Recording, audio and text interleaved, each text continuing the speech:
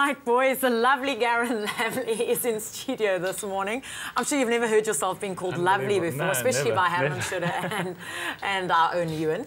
Getting a bit of a sports preview for the weekend, and I know it's exciting for our Blitzbokke, the start of the Sevens this weekend. Indeed, it starts this weekend. Actually, they play their first match in about 10 minutes' time against the USA. First round in Australia this year. It normally starts in Dubai, but in Australia this week.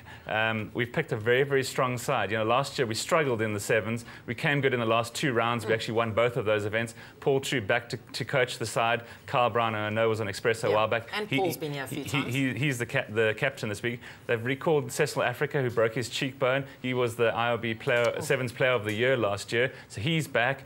They've recalled Robert Eberson from the Cheetahs as well. Very exciting player. He's in for the first 3 rounds of the tournament. So I expect good things from the Blitzbokke this weekend. We play USA, like I said, in about 10 minutes' time. Then we play Japan, and then host Australia at about 1:30 this afternoon. South African leg after Dubai next weekend. South African leg in PE, which is obviously new, yes. Moved from George. So if you can get down to PE, get your tickets early, it should be a fantastic occasion. I think the vibe in PE is going to be absolutely fabulous with the Blitzbokke being there. And good luck to the team. We will keep you updated with that score as they play USA in 10 minutes' time.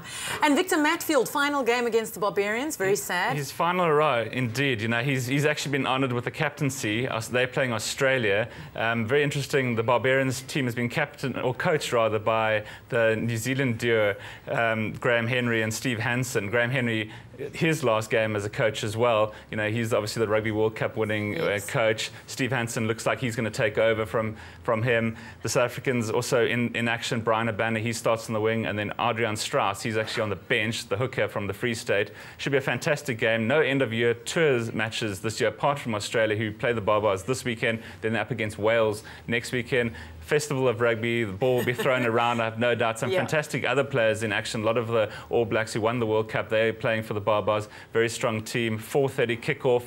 Again, if you can watch it, it should be fantastic rugby. I think it's going to be great rugby. And then it's World Cup of Golf, and South Africa's done really well in the last couple of years there. Yeah, we've got a very good record in the past. We've actually won 5 tournaments in the past, which is the second most behind the USA. This year we've been represented by Charles Schwartzel, who obviously won the Masters earlier the year, and Louis Oosthuizen, who won the British Open last year. Unfortunately, they got off to a very slow start in the 4 balls in round 1. We ended tied 19th out of 24 teams. We're 8 shots behind Australia, who were the early leaders.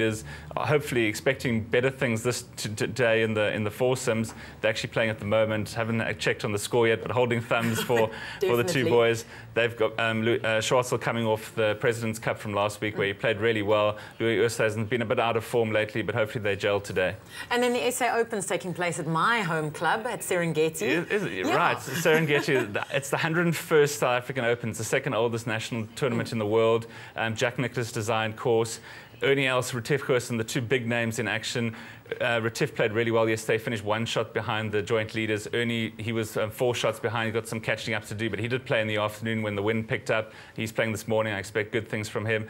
A fantastic course, looks in amazing condition. Would love to go and play there sometime. So, are you hinting for an invite? Yeah, I'm throwing it out there to anyone who's listening for an invite. Should be fantastic. Can't wait to see that this afternoon as well. And Garrin, what else can we look forward to this weekend? It's the final round of the Grand Prix in Brazil. Sebastian Vettel obviously wrapped up the title already. Battle on for 2nd place between Button and Fernando Alonso. Mark Webber also in action. That should be fantastic. Home Grand Prix, if you like, of the late Ayrton Senna. A lot of drivers dedicating their races to him, wearing his traditional yellow helmet. There's no PSL action this weekend. English Premiership, also the big game, Liverpool up against Man City. That should be the game to watch on Sunday afternoon. If you like tennis, ATP World Masters finishes this weekend. Roger Federer in fantastic form. He beat Rafael Nadal 6-3, 6-love the other day. Look out for him. I expect him to win that. So lots of sporting action to look forward to. Thanks so much, Garrin, for joining us.